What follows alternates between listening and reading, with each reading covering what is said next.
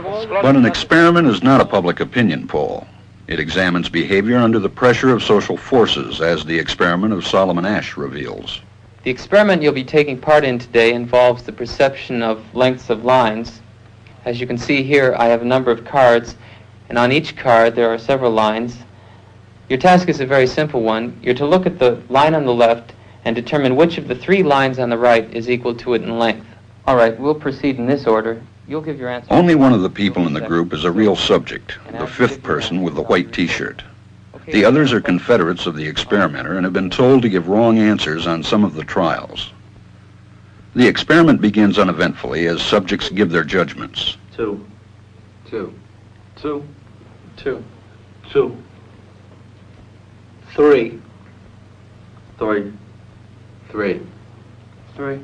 But on the third trial, something happens. 2, 2, 2. 2,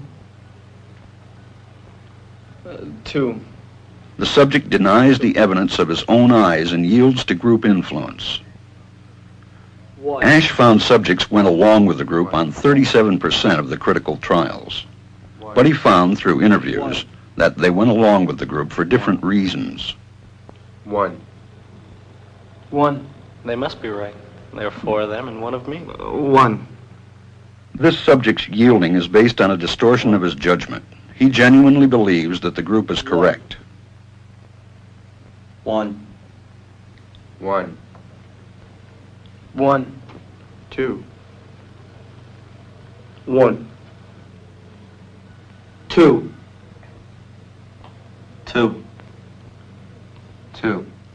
I know they're wrong, but why should I make waves? 2.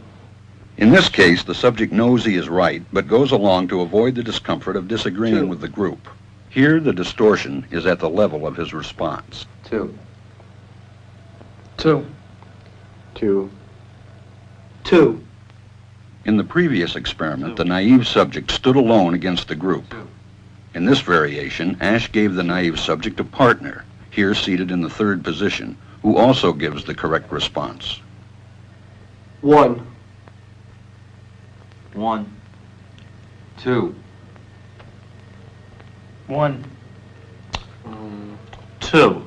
With a partner, yielding drops to only 5% of the critical trials compared to 37% without a partner.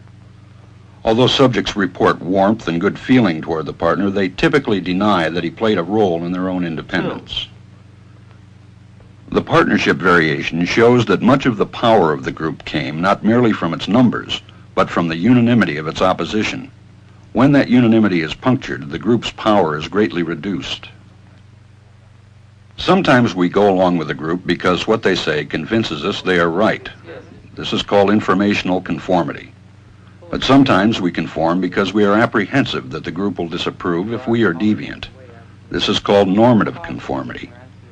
The strength of the normative factor is shown in another variation carried out by Asch. In this variation, the subject is told that because he had arrived late, he would have to write his answers.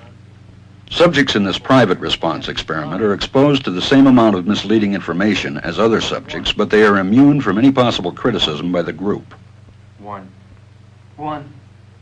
1. And this enormously reduces the pressure to conform. Conformity drops by 2/3. Asch's experiment is a classic. It reveals how people will deny what they see and submit to group pressure. It allows us not only to observe conformity, but to study the conditions that increase or reduce its occurrence.